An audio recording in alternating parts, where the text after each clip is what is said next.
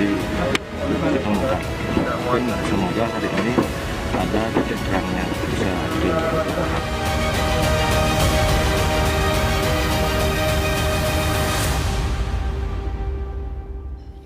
Saudara, salah satu korban tewas dalam kecelakaan KMP Tunu Pratama Jaya yang tenggelam di Selat Bali dimakamkan oleh keluarganya di kota Probolinggo, Jawa Timur. Almarhum Anang Suryono sedang bertugas sebagai supir truk untuk mengantarkan barang dari Mojokerto ke Bali. Keluarga mengaku terkejut dengan peristiwa tenggelamnya KMP Tunu Pratama Jaya yang menewaskan ayah mereka.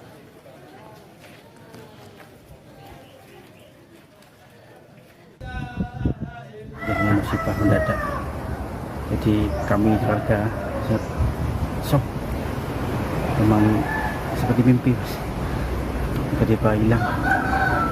Padahal ya, awal mulanya tidak ada apa-apa, tidak ada firasat apa-apa. Penyayang, sangat-sangat disiplin anaknya, disiplin, penyayang sama ibu, sama anaknya, sama cucunya sangat sayang sekali.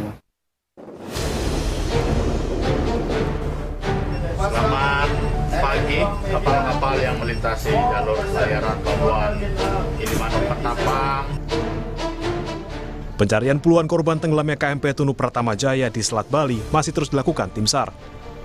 Sementara sejumlah penumpang KMP Tunu Pratama Jaya yang selamat dan tewas sudah dikembalikan ke keluarganya. Salah satu penumpang, Suyitno, bercerita KMP Tunu Pratama Jaya dalam kondisi yang tidak baik hingga mengalami mesin mati dan tenggelam di Selat Bali. Setelah kapal tenggelam, Suyitno harus bertahan di atas sekoci hingga akhirnya diselamatkan oleh tim SAR. Mesinnya keadaan mesin mati.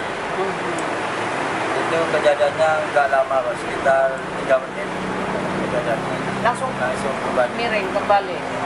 Sampai waktu kejadian itu lagi apa? Saya dalam waktu mobil? itu di dalam mobil. Waktu miring saya naik ke atas, ada yang ngasih apa namanya? Pelampung. Oh, pelampung. Termasuk adiknya, korban yang belum ditemukan. Adik saya ngasih saya pelampung. Tapi dikasih ini langsung kapalnya itu langsung kembali. Perahu koci saya. Saya selama di tengah itu 6 jam. Oh, pakai pelampung. Ya. Dari jam berapa? Dari jam 12 sampai jam setengah. KMP Tunu Pratama Jaya tenggelam di Selat Bali pada Rabu 2 Juli 2025 malam. Kapal saat itu berangkat dari Pelabuhan Ketapang Banyuwangi menuju Pelabuhan Gilimanuk. Dalam perjalanan, kapal sempat mengirimkan pesan komunikasi darurat dengan memberi kode merah yang artinya mengalami kebocoran mesin. Tak lama kemudian, kapal mengalami blackout atau mati lampu total hingga terbalik dan tenggelam. Komite Nasional Keselamatan Transportasi akan menginvestigasi penyebab tenggelamnya KMP Tunu Pratama Jaya di Selat Bali. KNKT mulai mengumpulkan video media sosial berikut kelayakan kapal, surat persetujuan berlayar, kondisi cuaca, dan bukti lainnya. Ketika dikeluarkan SPP kan diyakinkan bahwa kapalnya memang dalam kondisi layak secara dokumen maupun secara fisiknya. Terus kemudian awak kapalnya juga dalam kondisi layak untuk melakukan pelayaran. Cuacanya juga memenuhi syarat untuk dilayari dengan jenis kapal itu, bukan kapal yang lain, tapi kapal itu. Nah, kalau semuanya sudah oke lah terjadi kapalnya tenggelam. Apapun sebabnya kita belum tahu. Tapi ketika kapal tenggelam ini, kan kru kapal dilatih bagaimana melakukan tanggap darurat. Tim SAR masih mencari sejumlah korban tenggelamnya KMP Tunu Pratama Jaya di Selat Bali. Dari data manifest, kapal ini mengangkut 53 orang penumpang dan 12 orang kru kapal. Tim Liputan Kompas TV. Tim SAR mengerahkan kapal negara SAR Permadi untuk bantu pencarian puluhan korban tenggelamnya KMP Tunu Pratama Jaya di Selat Bali. Lalu bagaimana proses pencarian korban yang dilakukan tim SAR? Berikut liputan jurnalis Kompas TV, Dwi Rendra yang tengah berada di kapal SAR untuk ikut melakukan pencarian korban. Saat ini saya berada di kapal negara SAR 2049 Permadi dan saat ini saya bersama tim Basarnas untuk mengikuti evakuasi pencarian korban yang saat ini masih hilang. Dan saat ini saya bersama siapa? Yudi Setiawan. Pak Yudi Setiawan. Selaku? Selaku Nakoda. Pak, Saat ini hasil evaluasi pencarian dari kemarin dan saat ini seperti apa? Baik, untuk saat ini KN SAR Permadi melaksanakan searching di area sektor yang telah ditentukan oleh tim OSD untuk penyisiran. Penyisiran lokasi yang dilintasi kurang lebih dari dermaga aspal antara 10 sampai 15 nautical mil ke arah selatan. Nah, di arah selatan, yang mana area tersebut difokuskan untuk sektor KN SAR Permadi untuk disisir, untuk dicari pencarian, area pencarian. Bagaimana kondisi ombak di sini, Pak, atau cuaca? Baik, untuk kondisi cuaca saat ini berubah-ubah, bisa agak landai, kadang beberapa saat terus angin kencang disertai dengan ombak. Demikian. Gitu, baik. Pak, bisa dijelaskan nggak, Pak? Ini ada alat apa saja dan apa kaitannya dengan proses pencarian evakuasi ini, Pak?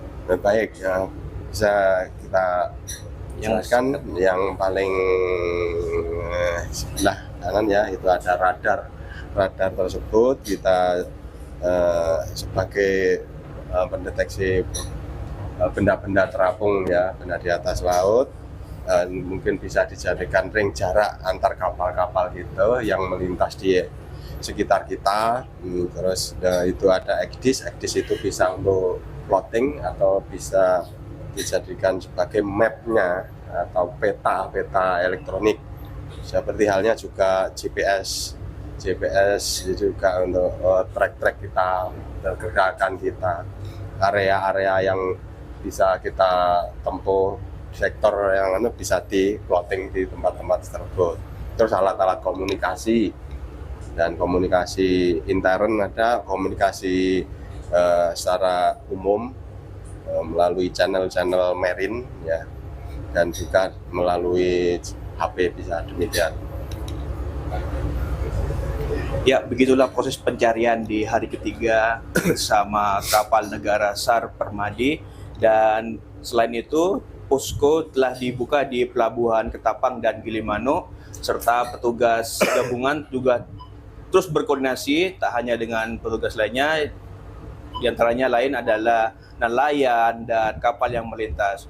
Semua diharapkan ketika melihat informasi atau ciri-ciri benda yang berada di laut agar segera melapor ke petugas.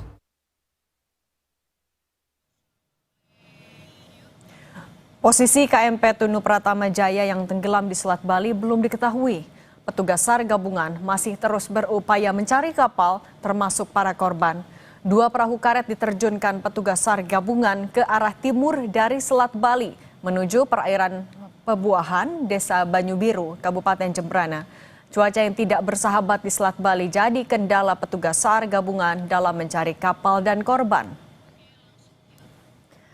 Tim SAR masih mencari puluhan penumpang KMP Tunu Pratama Jaya yang jadi korban kecelakaan kapal tenggelam di Selat Bali.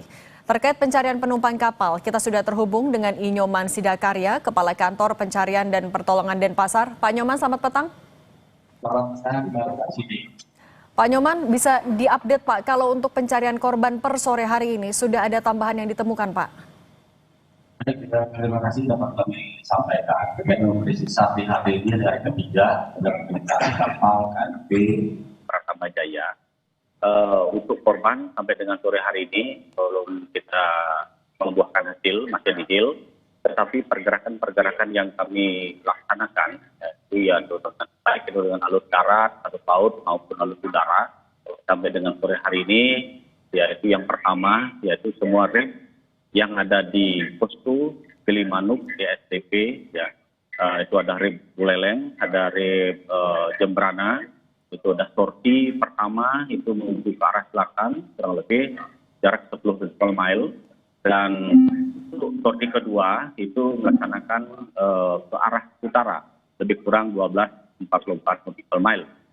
Dan kita juga menggerakkan satu buah heli swasta yaitu Bali Air, helikopter Air Bali, yaitu melaksanakan searching ya, di siang hari kurang lebih 1,5 jam demikian, Mbak Sandi. Jadi. Oke. Pak Nyoman, tapi kalau per sore ini kan terakhir 30 korban yang masih dicari. Sudah ada tanda-tanda penambahan korban yang ditemukan, Pak? Baik, sampai dengan sore hari ini belum ada, dan tetapi kita dengan tim SAR gabungan sudah maksimal mungkin untuk melaksanakan pencarian. Kita bersama tim SAR gabungan sudah memberikan atau menyebarkan informasi kepada masyarakat, kepada nelayan. Kemarin yang ditemukan di Pantai Pebuahan, kita fokus di sana untuk mencari di hari kedua, dan hari ini juga kita fokus ke sana. Semua kita kerahkan baik melalui darat maupun melalui laut dan udara, demikian, Mbak. Oke, Pak Nyoman, kalau melihat dari cuaca, kemudian kondisi arus saat ini, untuk titik yang difokuskan radius berapa kilometer atau berapa meter, Pak, dari titik tenggelamnya kapal? Baik ya, tadi sudah saya sampaikan, untuk pergerakan alut yang ada di posko STP Gilimanuk, yaitu kami mengerahkan rim-rim, baik itu dari kepolisian, dari AL, maupun rubber dari Brimob ya. Tapi Brimob juga sudah mengerahkan sejauh 12,4 nautical mile ke arah utara dan selatan 10 nautical mile. Pergerakan itu yang kita lakukan secara signifikan ya. Ada yang pagi, ada yang siang, ada yang sore, demikian. Kalau untuk kedalaman Selat Bali sendiri, Pak, di titik tenggelamnya kapal itu berapa meter, Pak?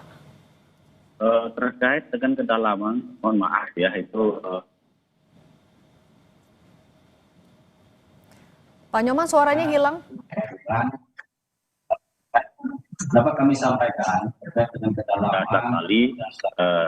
Mohon maaf, itu adalah stakeholder yang lain untuk mengetahui, karena Basarnas sesuai dengan Undang-Undang 29 tahun 2014 tugasnya dengan mencari, menolong, mengevakuasi terhadap korban yang kita cari kapal tenggelam yang ada di Selat Bali. Demikian, Mbak Cindy.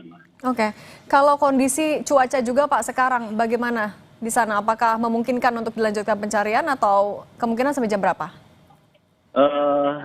Terkait dengan pencarian itu dari alut laut ya, alut laut di perairan masih melaksanakan pergerakan kapal-kapal besar ya, seperti KRI, kapalnya Basarnas itu ada 2 kita kerahkan, KN SAR Permadi dan KN.